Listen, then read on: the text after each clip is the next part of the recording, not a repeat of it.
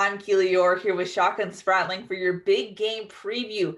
USC is set to take on Gonzaga in the Elite Eight. And Shotgun, it looks like everyone's really pumped up for this matchup just because it's so intriguing. The best offense in the nation going up against one of the best defenses in the nation. What are you expecting in this matchup?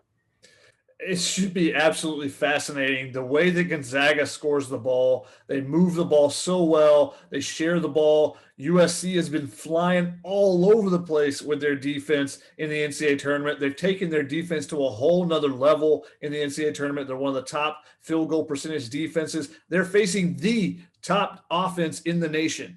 Gonzaga scores over 92 points a game. They shoot something like 56% from the field. They're ridiculous at scoring the basketball, and they've got three All-Americans that can put it up in different ways and score. But it's just the way that they share the ball. I mean, they average 18 assists per game. They're second in the nation in that category. So it's not just one person. It's not just two guys. They move the ball so fluidly, and it just makes it so difficult to hone in on anything. So it'll be interesting how USC tries to defend them, and we'll see if the USC defense can take its game even to another level, because that's what it's going to take to knock off a team like Gonzaga. They're not undefeated for no reason. It's not just because they play in the WCC. They played a really hard non-conference schedule. They beat up on some of the teams that were in the top 10 throughout the season. They have stars upon stars. This is one of the best teams we've seen in decades, maybe.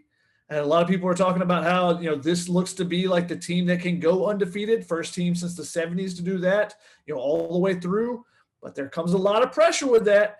And, USC can put a lot of pressure on Gonzaga with their defense, the way they can fly around, the length that they have. Gonzaga's only going to have a day to prepare for it, which we talked about coming in the NCAA tournament, makes it very difficult to prepare for a team like USC because they're so long, they're so athletic. You think you know what you're seeing on tape, but then when you get on the court, it's completely different.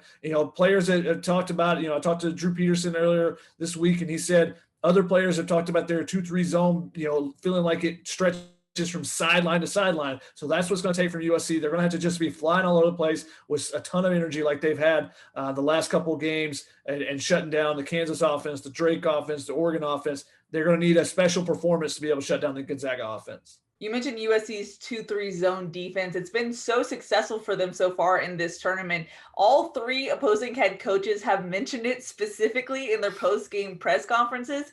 When it comes to Gonzaga, can they shoot USC out of their 2-3 zone?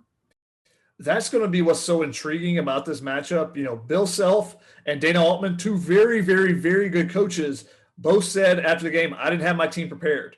So that's how good USC's zone defense has been. The other coaches just aren't prepared for it.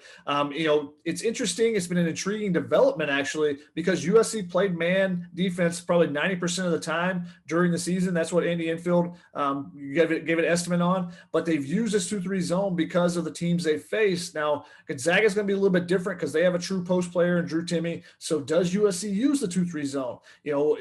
I think they'll still mix up their defenses, a significant amount in this game and try to use it because it's been so successful. But Gonzaga has so many weapons around the perimeter. They've been fantastic this season. They shoot the ball 37% from three-point range, so that's top 35 in the country. They can make knockdown shots as well. Now, a lot of those are wide open shots because they create so well for each other. So that'll be the difference. Can USC zone, get out and just give them contested, force them into contested shots? That'll be the biggest difference.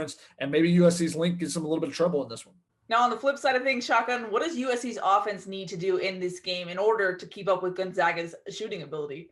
I mean, it may seem like we're on repeat here, but it's a lot of the same things that we've seen so far in the NCAA tournament. The same keys for them offensively is, number one, take care of the basketball. They did a pretty good job against Oregon. That was the big thing. You can't let Gonzaga get out in transition. That's where they get a lot of their points from. They're averaging almost 15 turnovers forced per game. You got to take care of the basketball. If you can do that, then you give yourself a much better fighting chance against a strong offense, forcing them into the half court.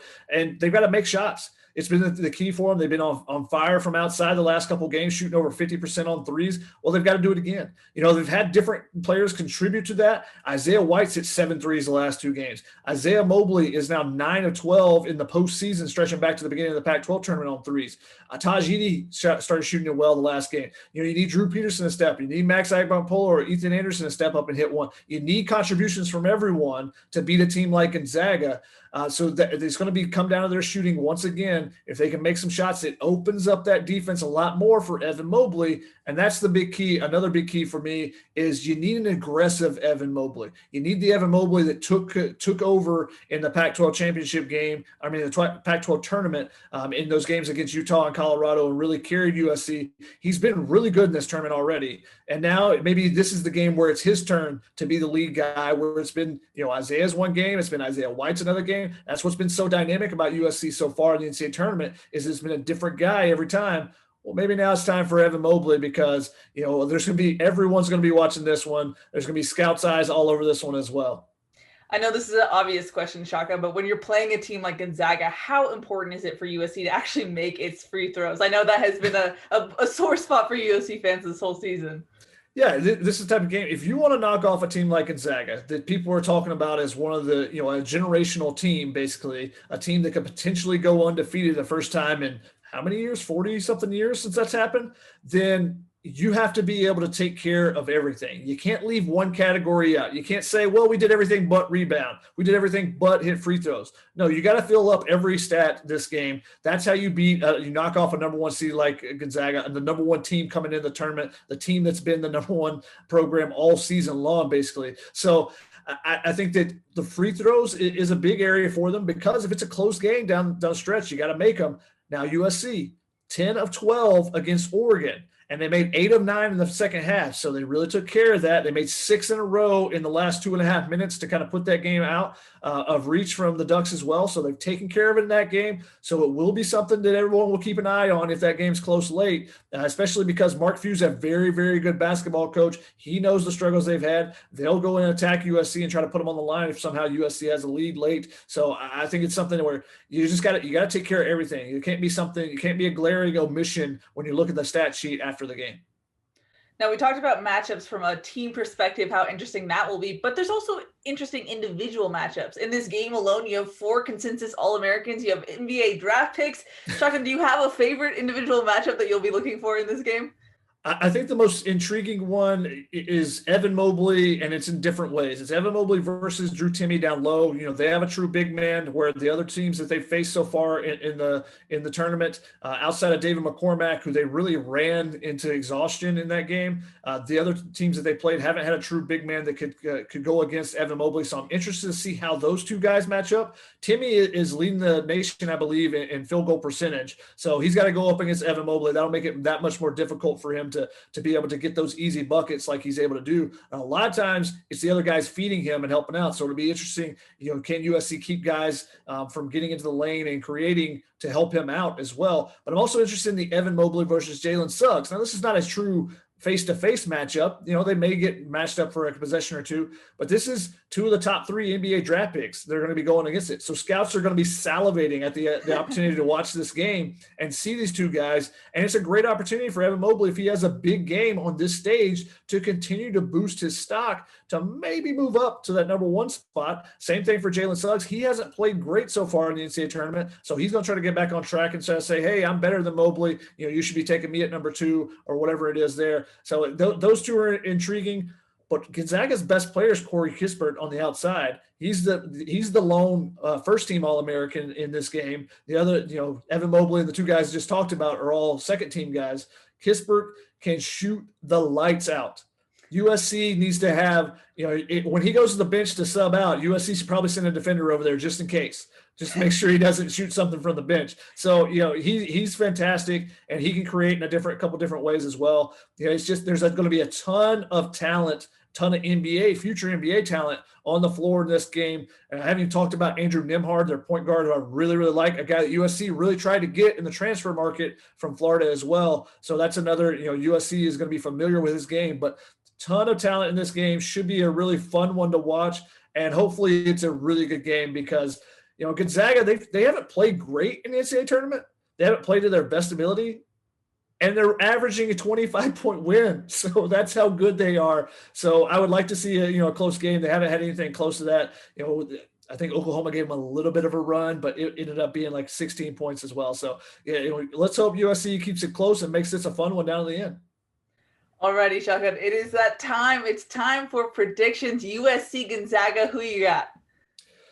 I just don't know how anyone could pick against Gonzaga. They've been so fantastic all season long, so I can't go against them. But I think USC keeps it pretty close, and we'll see down the stretch because Gonzaga hasn't been tested a ton late in the season, in late game situations. Whereas USC, starting the last couple of weeks of the regular season, did have several clutch time games where they had to figure out things and were able to beat UCLA at the buzzer, and they've done some different things like that. So we'll see if that experience maybe helps them out a little bit. But I got Gonzaga. The Bulldogs were my pick to win the entire tournament, and I don't see how anyone beats them. But I am really, really intrigued by this matchup, and I hope that USC gives them all they can handle. Alrighty, Shotgun. Any final thoughts before we wrap this one up? Hey, and I'm rooting for USC to win selfishly. If I ever root for a team, it's selfish. And you know this, Keely, but the audience may not. But I'm rooting for them because I want to stay and watch a Final Four. Come on. If USC loses, then I'm heading home. So let's see the Trojans make a Final Four. It'd be their first one since 1954.